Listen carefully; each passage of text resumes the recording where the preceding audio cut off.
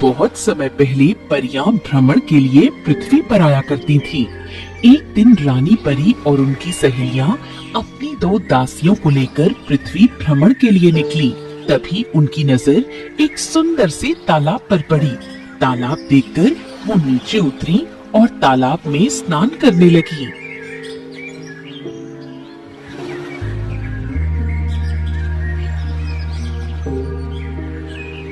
प्रभावती, कितना आनंद आ रहा है इस तालाब में स्नान कर कर। हाँ चित्रलेखा, मेरी इस कोमल त्वचा को तालाब के इस ठंडे पानी के स्पर्श से बहुत सुकून मिल रहा है। ऐसा लगता है कि हम ऐसे ही तालाब के पानी में स्नान करते रहें और खेलते रहें। हाँ प्रभावती, मुझे भी ऐसा ही अनुभव हो रहा है। और देखो तो ये जगह कितनी शांत और पेड़ पौधों से हरी भरी हुई है।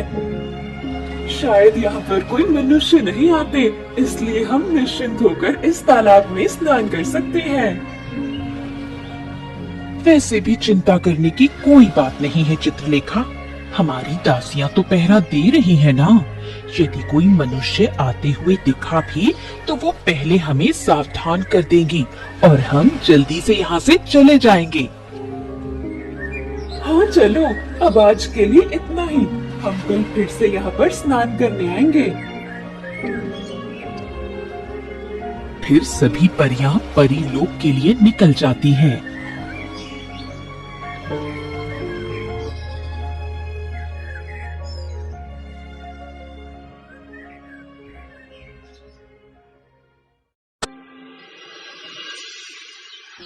दूसरे दिन वो सभी फिर उस तालाब पर स्नान करने आईं। अब परियां रोज तालाब में स्नान करने आती थीं और उनकी दासियां पहरा देती थीं। ऐसे ही कुछ दिन बीत गए।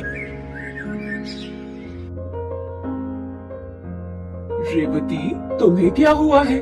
आज तुम कुछ ठीक नहीं लग रही हो। हमें जल्दी रानी परी के पास जाना है, वे हमारा इंतजार कर रही होगी।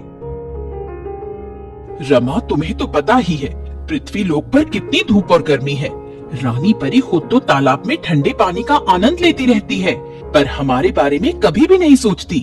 आज मेरा सर चकरा रहा है और लगता है आज मैं तुम्हारे साथ नहीं आ पाऊंगी। ठीक है रेवती, आज तुम आराम करो, मैं रानी परी से बात कर लूंगी। फिर दासी रमा रानी परी के पास आती है। इधर रानी परी और उनकी सखियां तालाब पर जाने के लिए दासियों की राह देख रही थीं। कहाँ चली गई ये दासियां? अभी तक आए क्यों नहीं? हमें जाने में देरी हो रही है। तभी दासी रमा वहाँ पर आ जाती है। अरे रमा, आज इतनी देर क्यों कर दी? और वह तुम्हारी सखी दासी रेवती कहाँ है? रानी जी, आज रेवती की तबीयत कुछ ठीक नहीं है, इसलिए वो नहीं आना चाहती है। उसकी तबीयत खराब है तो मैं क्या करूं? तुम मेरी दासिया हो, तुम्हें मेरा आदेश मानना ही होगा। जाओ और रेवती से कहो हमारे साथ चले। यदि वह नहीं आना चाहती तो उसके उस बूढ़ी माँ को लेकर आना। फिर दासी रमा रेवती के पास आई और उसने रेवती को सारी बात बताई। नहीं रमा, मैं मेरी माँ को उस दुष्ट रानी परी के साथ नहीं भेज सकती। मैं खुद ही चलती हूँ, अब जो होगा देखा जाएगा। फिर रेवती परियों के साथ पृथ्वी लोक पर आ जाती है। वे तालाब के पास जाते हैं। परियां स्नान करने लगती हैं और दोनों दासियां पहरा देती हैं। कुछ देर बाद धूप ज्यादा बढ़ जाती है और रेवती का सर ज्यादा चकराने लगता है। रेवती होश खो देती है और वो बेहोशी में भटकने लगती है।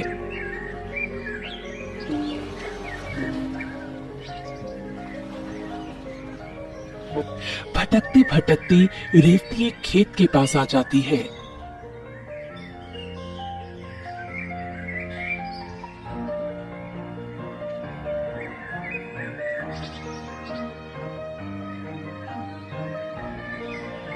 कितनी धूप है आज। मैं तो काम करते करते थक गया हूँ। चलो थोड़ा पानी पी लेता हूँ और आराम कर लेता हूँ। ऐसा सोचकर चंपक पानी पीने जा ही रहा था, तभी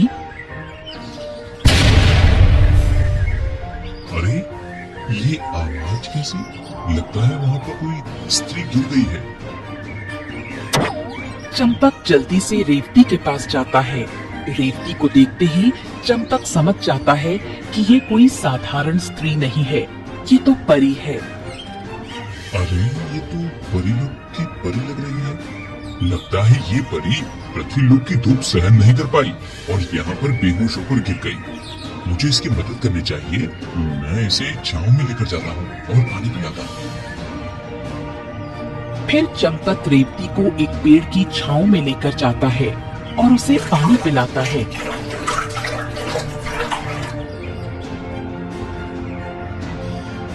पानी पीने के कुछ ही देर बाद रेवती को होश आता है। मैं कहाँ हूँ? हे परी, तुम मेरे खेत के पास बेहोशी की हालत में पड़ी हुई थी, तो मैं तुम्हें यहाँ छांव में लाया और पानी पिलाया।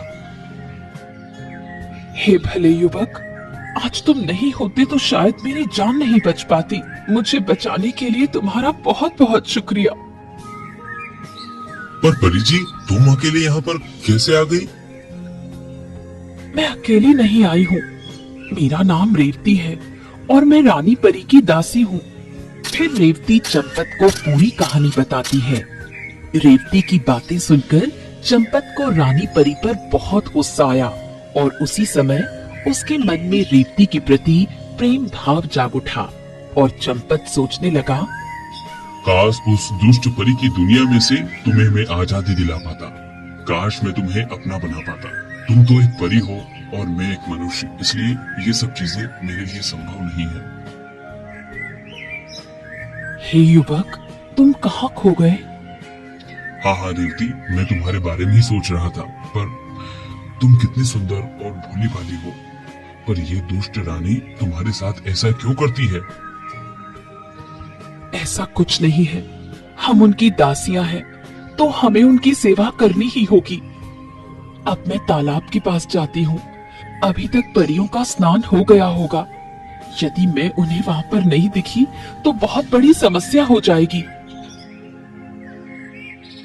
फिर रेवती तालाब के पास जाती है और फिर वो सभी परियां परी लोक की ओर निकल जाती हैं।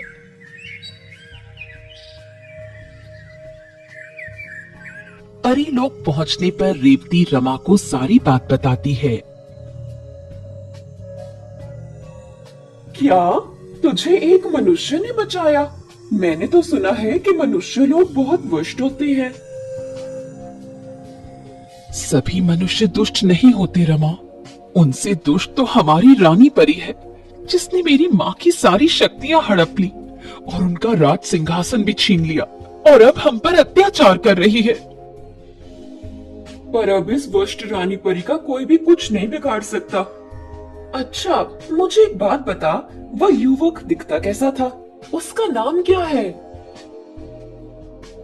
वो युवक देखने में बहुत सुंदर था। उसकी आंखों में एक सच्चे इंसान की चमक थी, पर मैंने उससे उसका नाम नहीं पूछा। इतना कहकर रेवती चुप हो गई और चंपत के बारे में सोचने लग गई।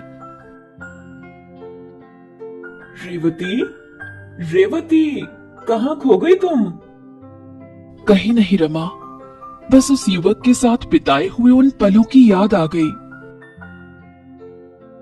अच्छा, लगता है तुम उसके प्रेम में पड़ रही हो। चल पगली, ऐसा कुछ नहीं है। और तुझे नींद नहीं आ रही है क्या? कल हमें फिर रानी के साथ जाना है ना? जा, तू अपने घर जा और सो जा। रमा थोड़ी मुस्कुराती है और वहां से चली जाती है, पर रेवती वहां पर बैठकर चंपत के बारे में सोच रही थी। सच में कितना सुंदर और नेक दिल है वो युवक। क्या नाम होगा उसका? मैं उससे फिर मिलना चाहती हूँ। यदि मैं परी नहीं होती तो सच में मैं उसे अपना जीवन साथी बना लेती। ऐसा सोचते सोचते रेवती वहीं पर सो गई। इधर चंपत भी रेवती के बारे में ही सोच रहा था। कितनी सुंदर है वो परी। हे भगवान, काश कुछ ऐसा हो जाए कि उस परी को मुझसे प्रेम हो जाए। मैं परी रेवती को फिर से देखना चाहता हूँ। मैं कल तालाब के पास जाऊंगा और उसे छुप कर देखूंगा।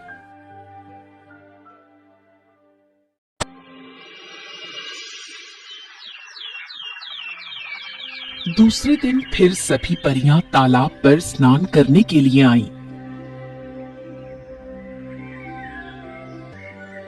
कुछ देर पहरा देने के बाद रेवती चुपचाप चंपत से मिलने निकल गई। उधर चंपत भी रेवती से मिलने तालाब की ओर आ रहा था।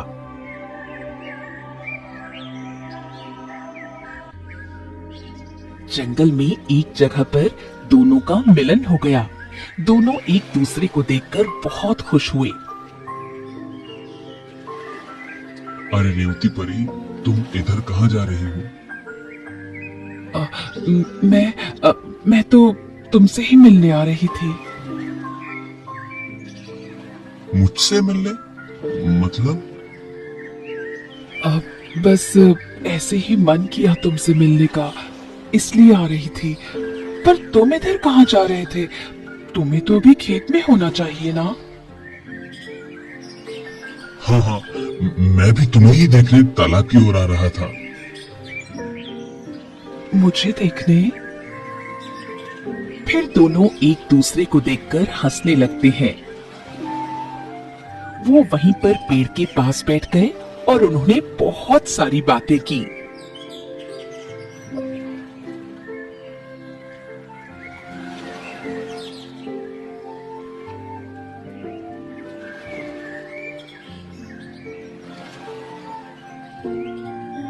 ठीक है चंपत, अब मैं चलती हूँ। परियों का जाने का वक्त हो रहा है। ठीक है रेवती, मुझे तुम्हारी याद बहुत आती है। तुम कल यहाँ मिलने जरूर आना। फिर रेवती वहां से चली गई और वो सभी परियां परी लोक की ओर निकल गईं। अब रेवती और चंपत रोज मिलते थे। वो बहुत सारी बातें करते थे। धीरे धीरे दोनों का एक दूसरे के लिए प्रेम बढ़ता ही जा रहा था। ऐसे ही कुछ दिन बीत गए। रेवती, अब मैं तुम्हारे बिना नहीं रह सकता। चलो हम शादी कर लेते हैं और फिर तुम मेरे घर में मेरे साथ ही रहना। चंपत, मैं भी तुम्हारे बिना नहीं रह सकती। मैं तो कब से तुम्हारे साथ शादी करना चाहती हूँ, पर रानी परी की आज्ञा के बिना मैं कुछ भी नहीं कर सकती। यदि मैंने छुपकर तुम्हारे साथ शादी कर ली और मैं कहीं भाग गई, तो भी रानी परी के पास इतनी शक्तियां हैं कि वो मुझे कैसे भी ढूंढ लेगी। रेवती की ये बात सुनकर चंपत बहुत उदास हो जाता है और फिर कहता है, तो फिर हमारी शादी कभी नहीं होगी? मैं रानी परी से बात करती हूँ चंपत, उन्हें समझाने की कोशिश करती हूँ। उधर उस दिन परी लोक जाने के लिए परियां जल्दी तालाब से बाहर आ गईं। बाहर उन्होंने सिर्फ रमा को देखा और रेवती नहीं थी। तो रानी परी ने रमा से पूछा, दासी रमा, रेवती कहाँ है?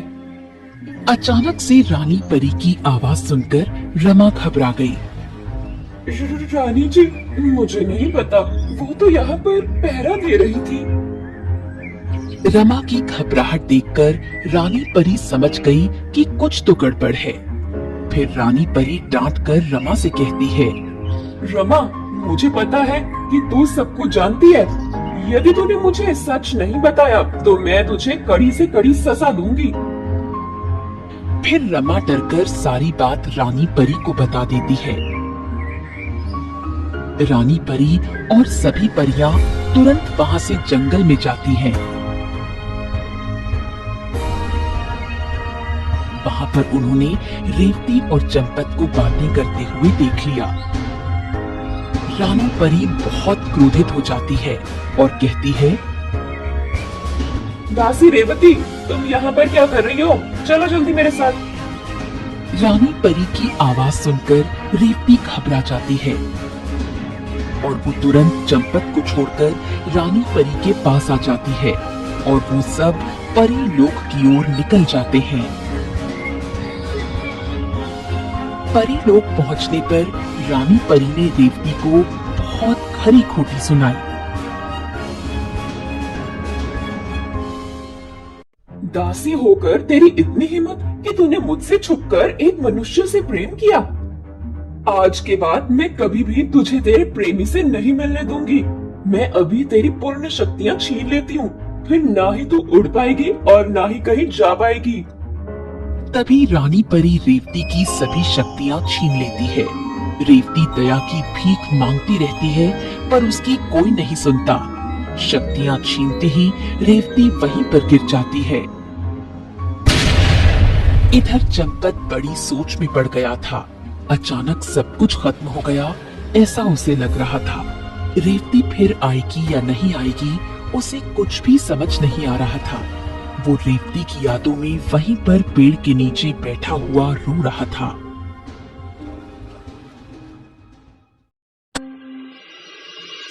दूसरे दिन परियां दासी रमा को लेकर तालाब पर स्नान करने आईं। इधर चंपत को लग रहा था कि रेवती आएगी, इसलिए वो वहीं पर बैठकर रेवती की राह देख रहा था। पर 2 दिन बीत गए तो भी रेवती चंपत से मिलने नहीं आई। तो चंपत भी समझ गया कुछ तो गड़बड़ है। इस दुष्ट रानी परी ने मेरे रेवती के साथ कुछ तो किया है। मुझे पता करना ही होगा। ऐसा सोचकर चंपत तालाब के पास गया। वहां पर उसने रमा से रेवती के बारे में पूछा। रमा ने सारी बात चंपत को बता दी। अच्छा, तो ये बात है। अब इस दुष्ट रानी परी को मैं छोड़ूंगा नहीं। ऐसा सोचकर चंपत वहां से चला गया।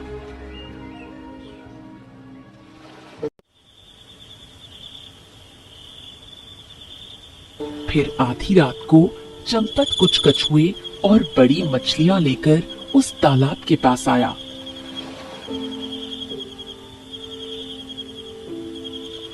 अब कल आएगा मजा। ये कछुए और मछलियां उन परियों को नहाते समय पूरा खा जाएगी। फिर चंपत ने कछुए और मछलियां तालाब में छोड़ दिए।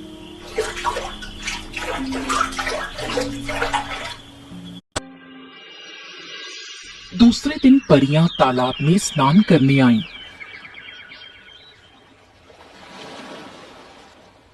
जैसे ही वो पानी में उतरी, अरे मुझे कुछ काट रहा है।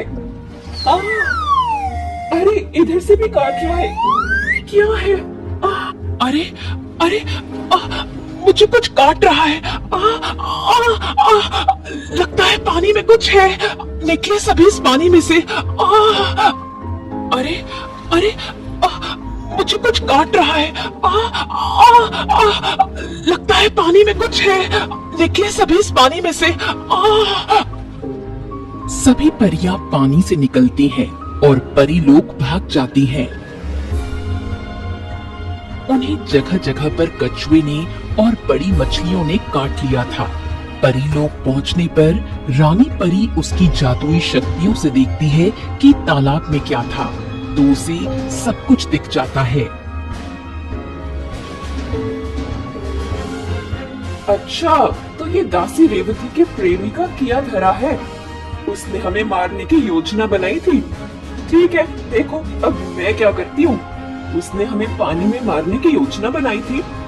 अब मैं उसके पूरे प्रदेश का पानी खत्म कर देती हूँ। उसके पूरे प्रदेश में पानी का दुष्ट कल आ जाएगा। ऐसा कहकर रानी परी जादुई शक्तियां छोड़ती है।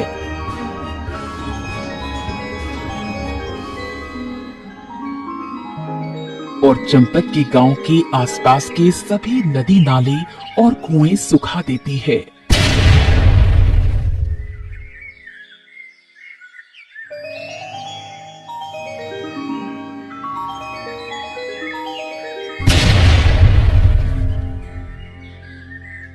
अरे भाई, ये नदी अचानक सूख कैसे गई? कल तक तो इसमें पानी था। अब हमारी फसलों का क्या होगा? भाई, गांव में का कुआं भी सूख गया है। अब पता नहीं हम पीने के लिए पानी कहाँ से लाएंगे। सभी गांव वाले सोच में पड़ गए थे। किसी को कुछ समझ नहीं आ रहा था कि अचानक से क्या हो गया। गांव का सारा पानी खत्म हो गया। लोगों ने दूर दूर तक जाकर देखा, पर उन्हें कहीं भी पानी नहीं मिला। हर तरफ सूखा ही पड़ा था।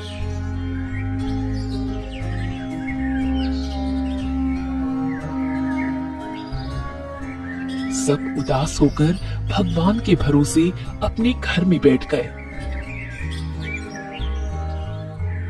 तभी चंपत ने देखा कि उसके मुर्गे के पंख से पानी गिर रहा है। अरे, मेरे मुर्गे के पंख गीले कैसे हैं? ये मुर्गा जरूर ही पानी में से आ रहा है, पर पानी तो यहाँ पर कहीं नहीं है। फिर ये मुर्गा कहाँ गया था? मुझे इस मुर्गे का पीछा करना ही होगा और पता करना होगा कि ये कहाँ जाता है। फिर शाम में जब मुर्गा घर से निकला तो चंपत भी उसके पीछे चल दिया।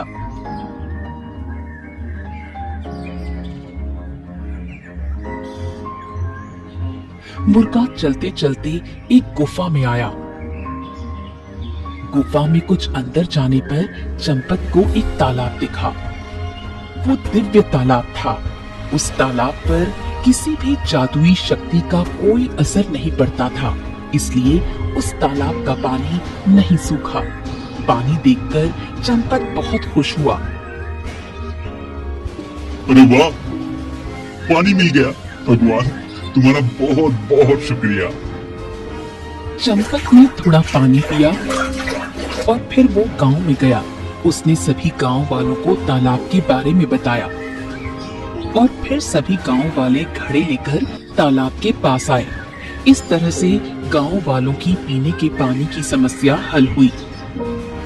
जल्दी ही रानी परी को इसकी सूचना मिल गई कि चंपत को पानी मिल गया है और वो जीवित है। ये बात सुनकर रानी परी को बहुत क्रोध आया।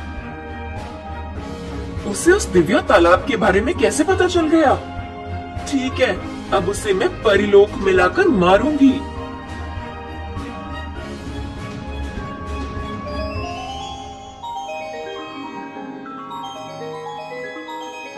फिर रानी परी ने अपनी जादुई शक्ति से एक अदृश्य जल उस तालाब के पास बिछा दिया।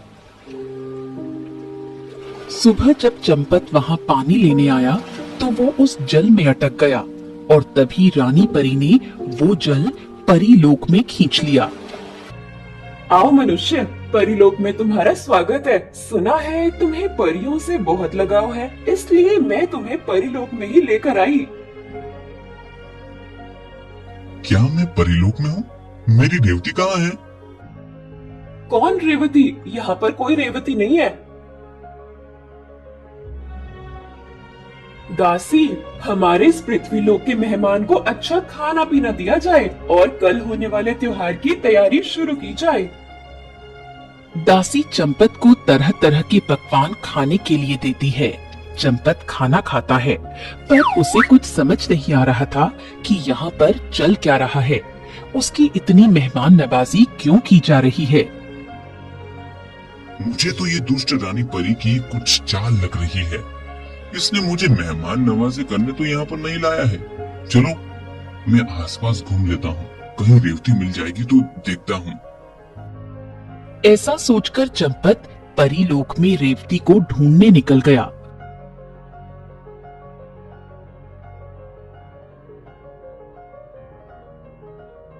कुछ दूर जाने के बाद उसे एक बूढ़ी परी दिखाई दी। चंपत को देखकर बूढ़ी परी ने कहा, पुत्र, तुम तो पृथ्वी लोक के वासी लग रहे हो, फिर तुम परीलोक में कैसे आ गए? कौन हो तुम? बूढ़ी परी माँ, मेरा नाम चंपत है। रानी परी ने मुझे जाल में फंसाकर पृथ्वी लोक से यहाँ पर खींच लिया है और अब मेरी मेहमान नवाजी कर रही है। मुझे पता नहीं मेरे साथ क्या हो रहा है। मैं तो अभी यहाँ पर रेवती परी को ढूंढने निकला हूँ। क्या रेवती? रेवती को तुम कैसे जानते हो? बूढ़ी परी माँ, रेवती परी मेरी प्रेमिका है। फिर चंपत बूढ़ी परी को पूरी कहानी बताता है। ठीक है, चलो मेरे साथ। मुझे पता है रेवती कहाँ है, वो तुम्हारा ही इंतजार कर रही है। बूढ़ी परी की ये बात सुनकर चंपत थोड़ा खुश हो जाता है और फिर बूढ़ी परी के पीछे पीछे चल देता है।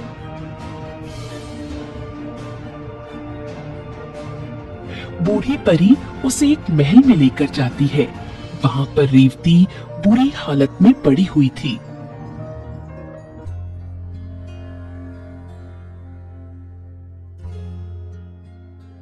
पुत्र, ये रेवती मेरी पुत्री है।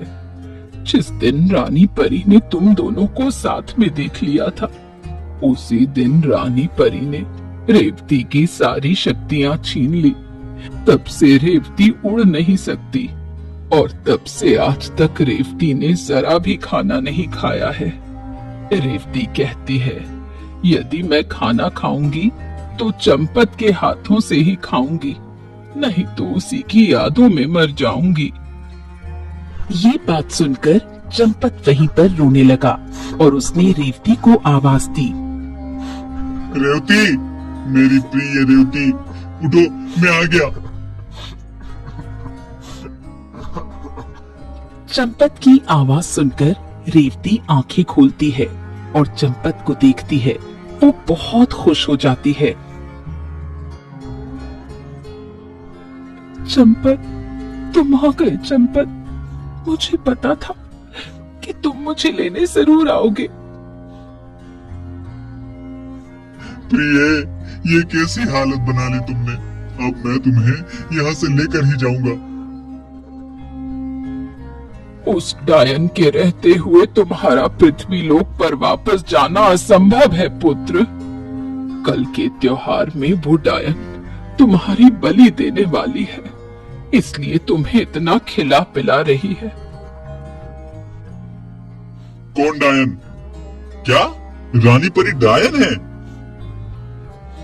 हाँ, असली रानी परी मैं हूँ। एक दिन उस डायन ने मेरी जादुई शक्तियों की माला चुरा ली और उसे एक गुफा में छुपा दिया। फिर उसने मुझे एक बूढ़ी परी बना दिया और मेरे साम्राज्य पर अधिकार जमा लिया। उस डायन ने सभी परियों को अपने वश में कर लिया है और तब से वो हम पर अत्याचार कर रही है। अच्छा, तभी तो मैं सोच रहा था कि ये परी के दुष्ट कैसे हैं? क्योंकि मैंने सुना है कि परियां बहुत अच्छी और दयावान होती है। पर रानी जी, हम क्या इस डायन का विनाश नहीं कर सकते? कर सकते हैं पुत्र, यदि मुझे मेरी वो जादुई शक्तियों की माला मिल जाए तो मेरा रानी का रूप और मेरी शक्ति वापस आ जाएगी। जैसे ही मैं रानी बनूंगी, वैसे ही वो डायन जलकर भस्म हो जाएगी। वो माला उस डायन ने परीलोक में ही दक्षिण की ओर त्रिक्षेत्र नाम की गुफा है, वहां पर छुपाई है। उस गुफा में सिर्फ कोई मनुष्य या राक्षस ही जा सकता है, इसलिए आज तक हम परियां उस माला को नहीं ला पाए। उस जादुई माला को मैं तुम्हें लाकर देता हूँ, बूढ़ी माँ। फिर चंपत दक्षिण की ओर निकल गया।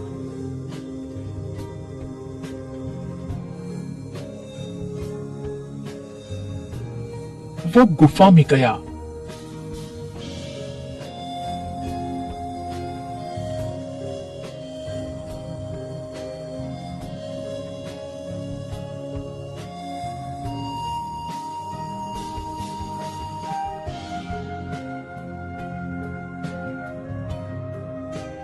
मैं इस गुफा में इतने अंदर तक आ गया तो भी मुझे वो माला नहीं दिख रही है। कहाँ है ये माला? चलो और थोड़ा आगे जाकर देखता हूँ।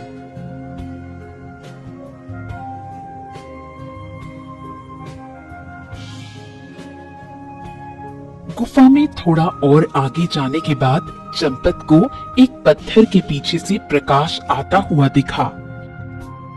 अरे, उस पत्थर के पीछे से कुछ प्रकाश आ रहा है। लगता है वहां पर कुछ तो है। चंपत जाता है और वो पत्थर हटाता है। पत्थर हटते ही उसे वो माला दिख जाती है। चंपत खुश होकर माला को उठाता है और वहां से चल देता है। वो माला लेकर चंपत ने बूढ़ी परी को दी। माला पहनते ही बूढ़ी परी एक सुंदर रानी के रूप में आ गई।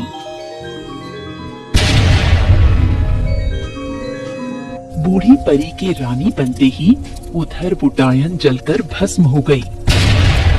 फिर रानी ने रेवती को उसकी शक्तियां प्रदान की। शक्ति वापस मिलते ही रेवती तंदुरुस्त हो गई। माँ, अब मैं चंपत के साथ विवाह कर पृथ्वी लोक जाना चाहती हूँ माँ। फिर रानी रेवती को एक परी से सामान्य स्त्री बना देती है और रेवती और चंपत का धूमधाम से विवाह कर दिया। फिर रानी परी रेवती और चंपत को उनकी जादुई चादर पर बिठाकर पृथ्वी लोक भेज देती है।